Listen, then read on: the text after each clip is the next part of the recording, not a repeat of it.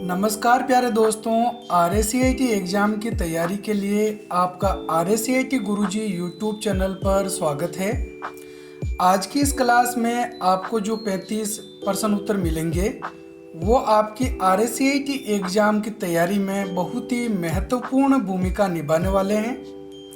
अगर आज आप इस वीडियो को पूरा देखते हैं और हमारी रोज़ाना आने वाली क्लास भी देखते हैं तो आप बहुत ही आसानी से और बहुत ही अच्छे नंबरों से पास होंगे। आपको एक एक प्रश्न को अच्छे से समझना है और मेरे उत्तर देने से पहले आपको सोच लेना है कि इसका सही आंसर क्या होगा। और वीडियो को पूरा देखने के बाद आप हमें कमेंट करके भी ज़रूर बताएं कि आपके आज की इस क्लास में कितने प्रश्न उत्तर सही हो रहे हैं। तो चलिए शुरू करते हैं आज की क्लास। हमारा प्रश्न नंबर 1 है, भारत का पहला सुपर कंप्यूटर है अग्नि, फ्लो सॉल्वर, परम या फिर त्रिशूल। इसमें सही उत्तर है सी, परम। इसे परम 8000 के नाम से भी जाना जाता है। तो कई बार परम या परम 8000 लिखा हुआ मिले तो समझ लेना है कि ये भारत का पहला सुपर कंप्यूटर है। जैसा कि आप जानते हैं कि जो सुपर कंप्यूटर हैं वो काफ़ी बड़े कंप्यूटर होते हैं जिसको रखने के लिए काफ़ी बड़ी जगह की ज़रूरत पड़ती है। अगला प्रश्न नंबर 2 है, निम्नलिखित में से किसकी मेमोरी का आकार सबसे बड़ा है? टेराबाइट, किलोबाइट, गीगाबाइट या फिर मेगाबाइट। इसमें सही उत्तर है ए, टेराबाइट। यहाँ पे जो ये स्टोरेज हमको दे रखी इकाइयाँ, इनमें सबसे बड़ी इकाई जो है वो टेराबाइट है। आप यहाँ इस चार्ट में देख सकते हैं मेमोरी मापन की सबसे छोटी इकाई जो होती है वो बिट कहलाती है, जिसको हम बाइनरी डिजिट भी बोलते हैं। 4 बिट मिलकर एक निबल बनता है और 8 बिट मिलकर एक बाइट बनता है। उसके बाद 1024 का ये जो आंकड़ा है वो शुरू होता है। 1024 बाइट मिलकर एक किलोबाइट बनता है, 1024 किलोबाइट मिलकर एक मेगाबाइट और फिर 1024 मेगाबाइट मिलकर एक गीगाबाइट बनता है, 1024 गीगाबाइट मिलकर एक टेराबाइट बनता है। ठीक है, तो यहाँ पे इस टेराबाइट के बारे में बात हो रही है। इसके अलावा टेराबाइट के बाद में पेटाबाइट, हेक्साबाइट, जेटाबाइट ये सब भी होते हैं। तो इस तरीके से ये क्रम चलता रहता है, लेकिन आपको टेराबाइट तक जरूर अच्छे से याद रख लेना है, क्योंकि यहाँ तक ये जो आंकड़ा है वो 1024 का रहेगा। इधर आपको ध्यान में रखना है कि सबसे छोटी का बिट, 4 बिट मिलकर निब्बल, 8 बिट मिलकर बाइट। ठीक है, यहाँ तक याद रखना, फिर 1024 वाला ये आंकड़ा चलता रहेगा।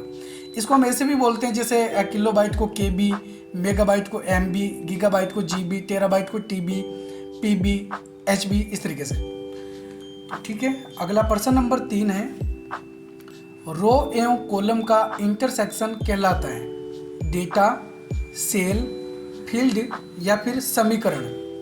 तो इसमें सही उत्तर है बी, सेल। रो और कॉलम का इंटरसेक्शन, जहां रो और कॉलम मिलते हैं एक चौकोर बॉक्स बन जाता है और ये बॉक्स सेल कहलाता है। ठीक है, तो जैसे यहाँ पे आप एक्सेल में देख सकते हैं ABCDEF इस तरीके से ये कॉलम दर्शा रखे होते हैं हेडिंग्स में, और 1 2 3 गिनती जो होती है वो गिनती के माध्यम से रो दर्शा रखी होती है। तो ये इनकी हेडिंग्स होती हैं, और रो और कॉलम के मिलने से जो चौकोर बॉक्स है वो क्या कहलाएगा? सेल। तो इस तरीके से एक्सेल के अंदर जितने भी सेल होते हैं प्रत्येक सेल का एक एड्रेस होता है। जैसे अभी यहाँ ये जो सेल है, इस सेल का एड्रेस है D वाला कॉलम और 4 वाली रो, तो इस सेल का एड्रेस हो गया D4, जो कि हमको यहाँ पे पता चल रहा है। इसको हम बोलते हैं नेम बॉक्स। ध्यान में रखना है, सेल का एड्रेस माइक्रोसॉफ्ट एक्सेल में कहाँ पे दिखाई देता है? नेम बॉक्स में दिखाई देता है। नेम बॉक्स कहाँ होता है? फॉर्मूला बार के लेफ्ट साइड में। तो ये फॉर्मूला बार है, इस फॉर्मूला बार के लेफ्ट साइड में नेम बॉक्स होता है। चलिए अगला प्रश्न नंबर 4 है, मॉनिटर को CPU से जोड़ने के लिए कौन सी केबल का प्रयोग किया जाता है? HDMI केबल, VGA केबल, लेन केबल या फिर विकल्प A और B दोनों। तो इसमें सही आंसर है डी, विकल्प A और B दोनों। HDMI केबल और VGA केबल, इन दोनों ही केबल का प्रयोग हम मॉनिटर को CPU से कनेक्ट करने के लिए करते हैं। HDMI केबल कुछ इस प्रकार की होती है और ये VGA केबल है। VGA केबल के अंदर कई बार क्वेश्चन पूछा जाता है कि कितनी पिनें होती है। ये जो आपको पिनें दिखाई दे रही है यहाँ पे, ये टोटल 5-5 के भाग में 15 पिनें दे रखी होती है। तो ये क्वेश्चन भी कई बार पूछा जाता है, इसको आप जरूर याद रखें। VGA केबल में 15 पिनें होती हैं और ये इस प्रकार की HDMI केबल है। अब इनकी फुल फॉर्म भी देख लेना है। HDMI की फुल फॉर्म होती है हाई डेफिनेशन मल्टीमीडिया इंटरफेस और VGA की फुल फॉर्म होती है वीडियो ग्राफिक्स एरे। अगला प्रश्न नंबर 5, निम्नलिखित में से कौन सा सरकार द्वारा समर्थित डिजिटल भुगतान भारत में शुरू किया गया था ताकि नकदी रहित लेन देन को बढ़ावा मिल सके? एप्पल पे, वीचैट पे, अलीपे या फिर यूनिफाइड पेमेंट इंटरफेस यानी UPI? तो इसमें सही उत्तर है D, unified payment interface UPI। अगला प्रश्न नंबर 6 है, WPS ऑफिस किस प्लेटफॉर्म के लिए उपलब्ध है? केवल विंडोज, केवल एंड्रॉयड, विंडोज एंड्रॉयड iOS तथा मैक OS, विंडोज एंड्रॉयड तथा iOS?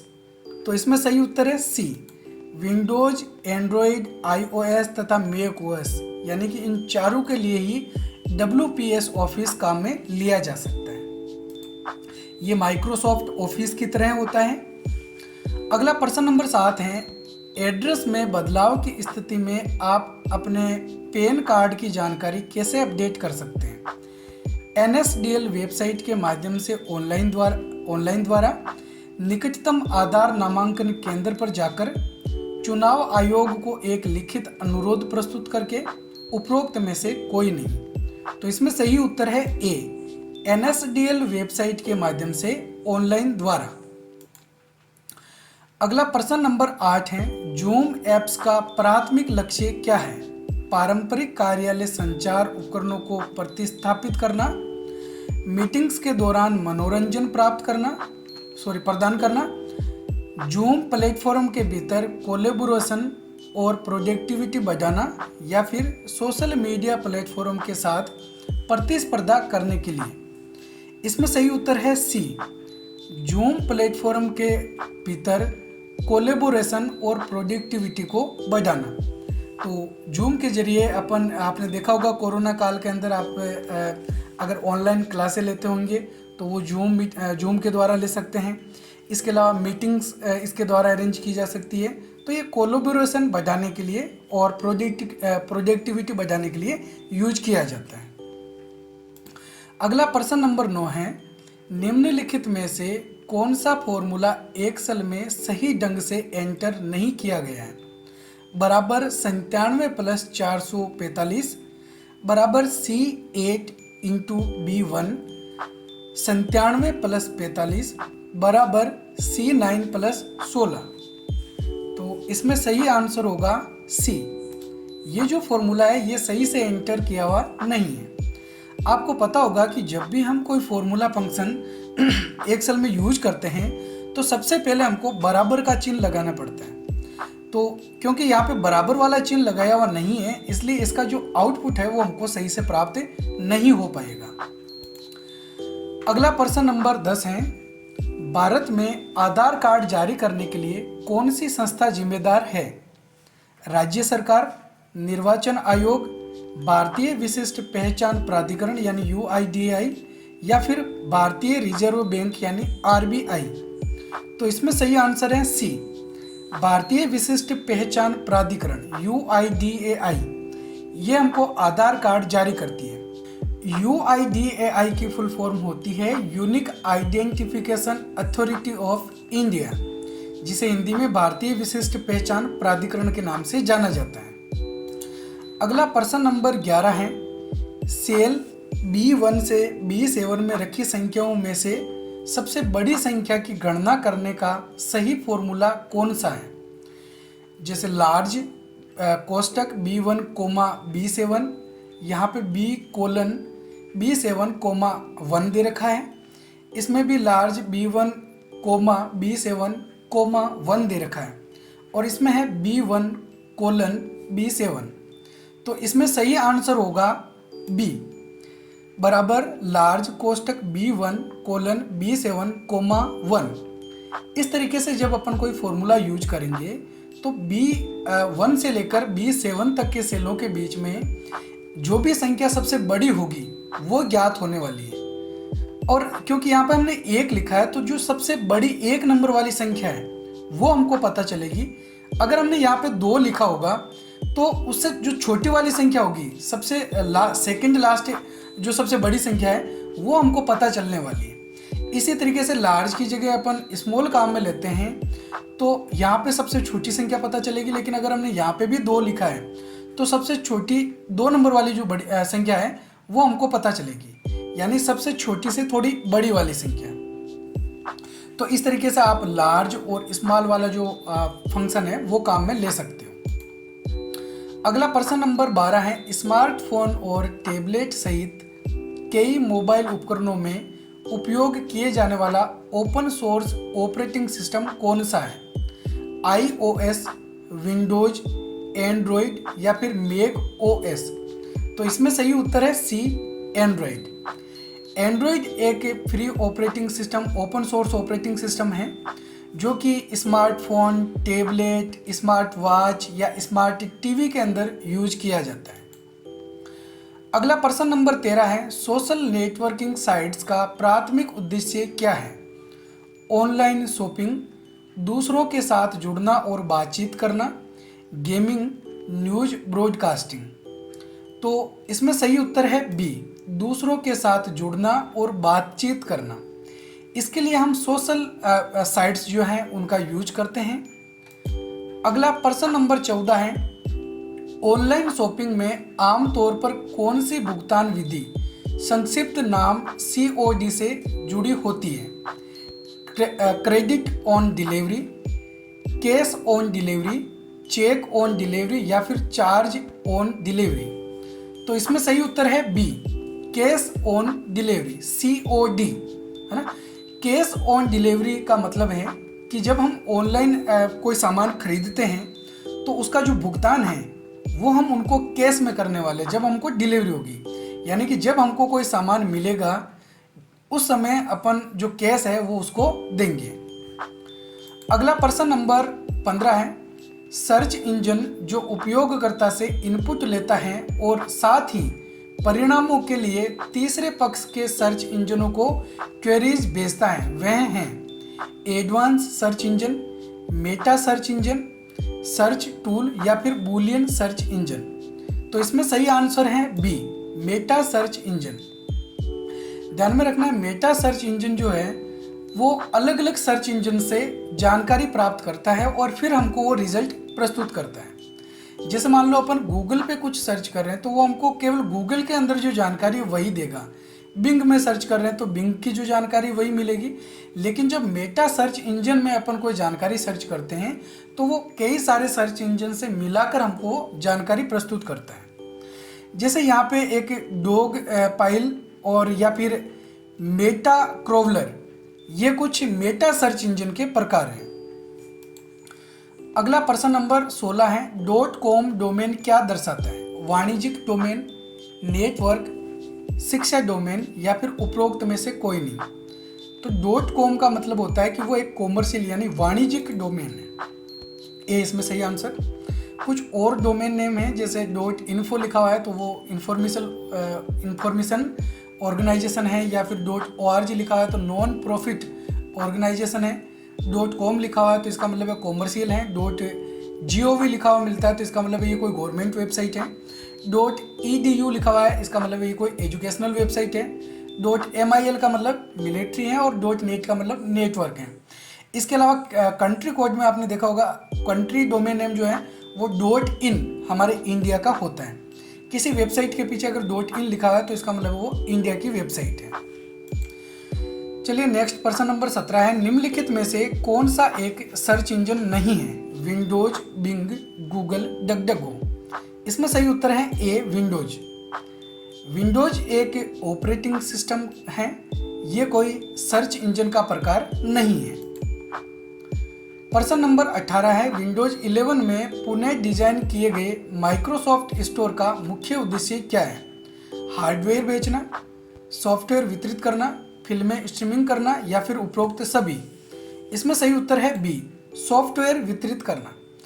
माइक्रोसॉफ्ट स्टोर के जरिए अपन हमारे कंप्यूटर में विंडोज 11 में सॉफ्टवेयर इंस्टॉल कर सकते हैं। तो ये हमको एक सॉफ्टवेयर इंस्टॉल करने का प्लेटफॉर्म प्रदान करता है।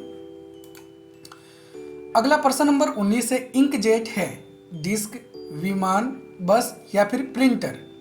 तो इसमें सही उत्तर है डी, प्रिंटर।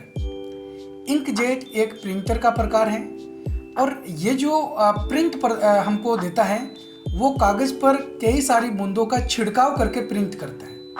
ठीक है, तो प्रिंट करने की इसकी जो टेक्नोलॉजी है वो किस प्रकार की है, ये कागज पर छोटी छोटी बहुत सारी बूंदों का छिड़काव करता है और इस तरीके से ये प्रिंट करता है। अगला प्रश्न नंबर 20 है, कंप्यूटर के 4 प्रमुख फंक्शन का सही क्रम है। प्रोसेस, आउटपुट, इनपुट, स्टोरेज या फिर इनपुट प्रोसेस आउटपुट स्टोरेज या फिर इनपुट आउटपुट प्रोसेस स्टोरेज या फिर process input storage input output. तो क्या इसमें सही होगा? जब हम कंप्यूटर से कोई कार्य करवाते हैं तो सबसे पहले क्या करना पड़ता है, हमको इनपुट करना पड़ता है। जब हम इनपुट करते हैं तो हमारे इनपुट किए गए डेटा की प्रोसेसिंग होती है और फिर उसको आउटपुट के रूप में मॉनिटर पे या फिर प्रिंटर के माध्यम से हम प्राप्त करते हैं।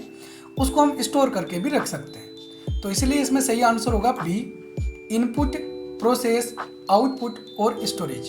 पहले इनपुट किया जाएगा, उसकी प्रोसेस होगी, फिर वो हमको आउटपुट या फिर स्टोरेज के माध्यम से मिलेगा। अगला प्रश्न नंबर 21 है, पर्सनल कंप्यूटर उद्योग की शुरुआत किसके द्वारा की गई थी? HCL, एप्पल, IBM या फिर कॉम्पैक्ट। तो इसमें सही उत्तर है सी, IBM। IBM के द्वारा जो प्रोसेसर वाला कंप्यूटर है वो बनाया गया था, जो कि कुछ इस तरीके का जो पहला कंप्यूटर है प्रोसेसर वाला वो हमको दिखाई देता था, जो कि IBM के माध्यम से बनाया गया था। IBM एक कंपनी का नाम है।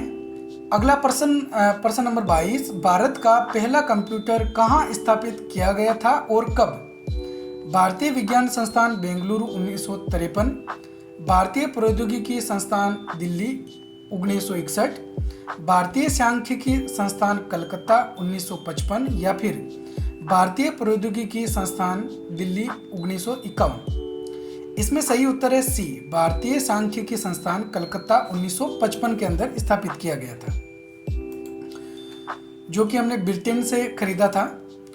प्रश्न नंबर 23 है, कौन सा ऑपरेटिंग सिस्टम कंप्यूटर के बीच नेटवर्किंग का समर्थन नहीं करता है?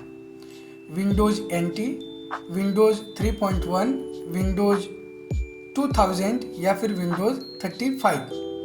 तो इसमें सही उत्तर है बी, विंडोज 3.1। तो ये जो ऑपरेटिंग सिस्टम है वो नेटवर्किंग सपोर्ट नहीं करता है, हालांकि अभी तो इसका यूज नहीं होता है। और विंडोज NT, विंडोज 2000 ये नेटवर्किंग का सपोर्ट करते हैं। विंडोज 35 यानी विंडोज 35 का अभी कोई ऑपरेटिंग सिस्टम लॉन्च नहीं हुआ है। अगला प्रश्न नंबर 24 है, आपको प्राप्त होने वाले ईमेल निम्न में दिखाई देते हैं? इनबॉक्स, सेंड मेल्स, मैसेंजर्स या फिर कॉन्टैक्ट्स।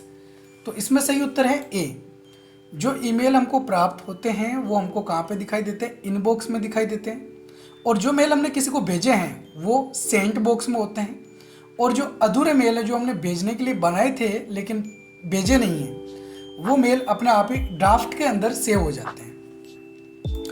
अगला प्रश्न नंबर 25 है, ऑनलाइन बैंकिंग में 2 फैक्टर ऑथराइजेशन यानी कि 2FA का प्राथमिक लाभ क्या है? लेन देन की सीमा बढ़ाना, सरल लॉगिन प्रोसेस, अनेक सत्यापन विधियों का उपयोग करके सुरक्षा बढ़ाना या फिर विशिष्ट बैंकिंग सुविधाओं तक पहुंच। तो इसमें सही उत्तर है 2FA का मतलब होता है अनेक सत्यापन विधियों का उपयोग करके सुरक्षा बढ़ाना। जैसे मान लो अगर किसी व्यक्ति को हमारे पासवर्ड पता चल जाते हैं तो वो हमारे अकाउंट से पेमेंट नहीं निकाल पाएगा। अगर उसको हमारे ID पासवर्ड ऑनलाइन बैंकिंग के पता है, फिर भी क्योंकि 2FA यानी कि डबल ऑथराइजेशन हमने ऑन कर रखा है, तो हमारे मोबाइल पर एक OTP भी आएगा OTP के थ्रू या फिंगरप्रिंट के थ्रू एक और हमको यहाँ पे जो पासवर्ड है वो लगाने पड़ेंगे, तब जाके जो है हमारे बैंकिंग से पेमेंट कटेगा या लेन देन हो पाएगा। तो पासवर्ड के अलावा एक और विधि का हमको प्रयोग करना पड़ेगा, इसको हम बोलते हैं 2FA।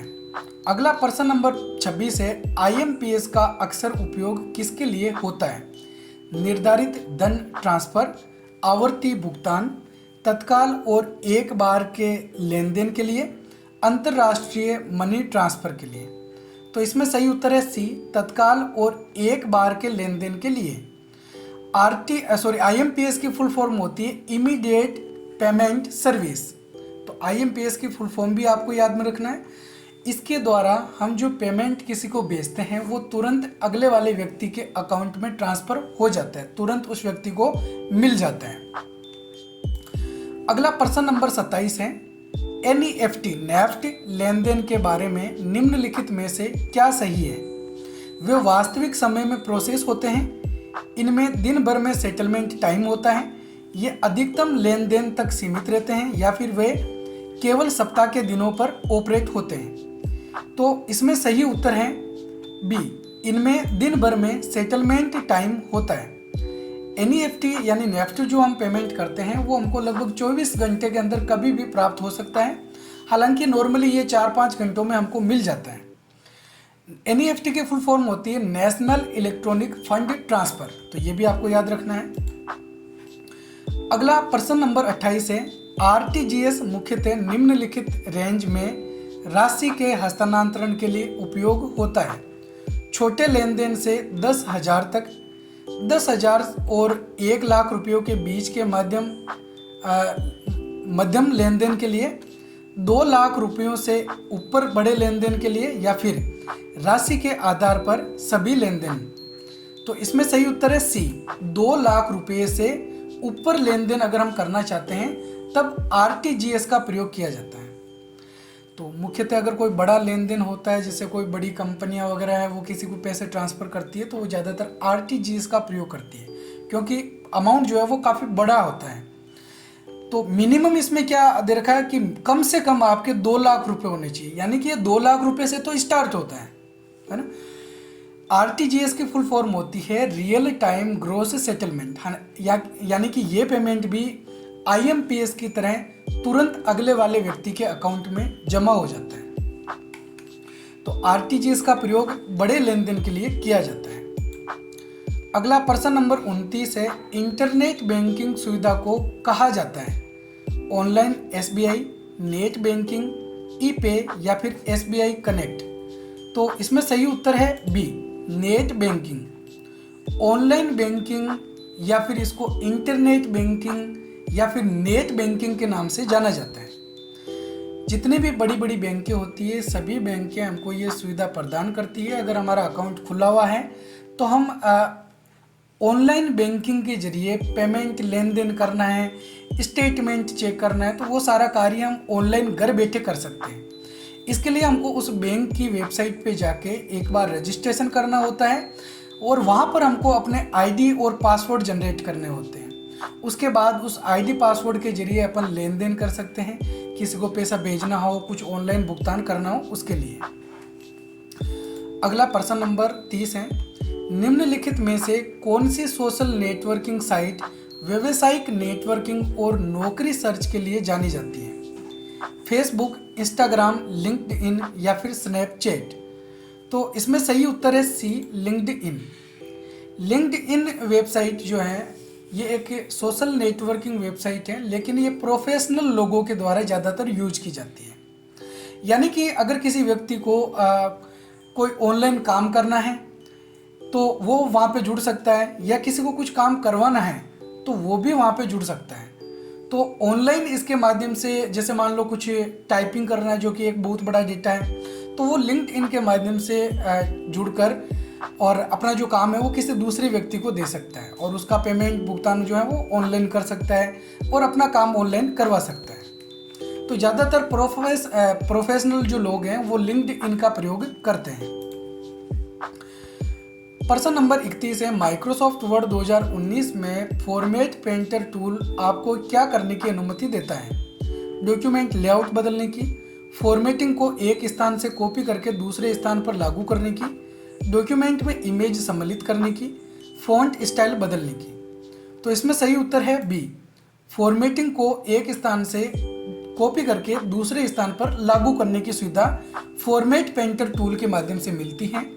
ये हमको Microsoft Word, Excel, PowerPoint तीनों के अंदर ही मिल जाता है। और माइक्रोसॉफ्ट वर्ड में फॉर्मेटिंग कॉपी करने की शॉर्टकट कुंजी आपको याद रखनी Ctrl+Shift+C और फॉर्मेटिंग पेस्ट करने की शॉर्टकट कुंजी Ctrl+Shift+V होती है। अगला प्रश्न नंबर 32 है, गटर मार्जिन क्या है? वह मार्जिन जो प्रिंटिंग करते समय बाएं मार्जिन में जोड़ा जाता है। वह मार्जिन जो प्रिंटिंग करते समय दायां मार्जिन में जोड़ा जाता है। वह मार्जिन जो प्रिंटिंग करते समय पेज के बाइंडिंग पक्ष में जोड़ा जाता है, या फिर वह मार्जिन जो प्रिंटिंग करते समय पेज के बाहर जोड़ा जाता है। तो ध्यान में रखना है, गटर मार्जिन इस प्रकार की मार्जिन होती है जब हम प्रिंट निकालते हैं पेजों को, कई सारे पेजों को प्रिंट निकाल के अगर उसको हम बाइंडिंग करना चाहते हैं या स्टेपल करना चाहते हैं, तो ज़्यादातर हम स्टेपल या बाइंडिंग किस तरफ से करते हैं? पेज के लेफ्ट साइड में या फिर पेज को ऊपर की तरफ। तो इसलिए इसमें सही आंसर होगा सी, वह मार्जिन जो प्रिंटिंग करते समय पेज के बाइंडिंग पक्ष में जोड़ा जाता है, यानी कि पेज के लेफ्ट साइड में और पेज के ऊपर। ये भी ध्यान में रखना है कि जो गटर मार्जिन है वो पेज में किस तरफ होती है, तो लेफ्ट साइड में होती है और टॉप में होती है, यानी ऊपर की तरफ होती है। अगला प्रश्न नंबर 33 है, एक्सेल 2019 फंक्शन काउंट ए क्या करता है? किसी रेंज में उन सेल की संख्या की गणना करता है जो रिक्त नहीं है, वैल्यू को एक रेंज में जोड़ता है, किसी रेंज का औसत ज्ञात करता है, या फिर किसी रेंज में वैल्यूज को गुणा करता है। तो इसमें सही उत्तर है ए, किसी रेंज में उन सेल की संख्या की गणना करता है जो रिक्त नहीं है।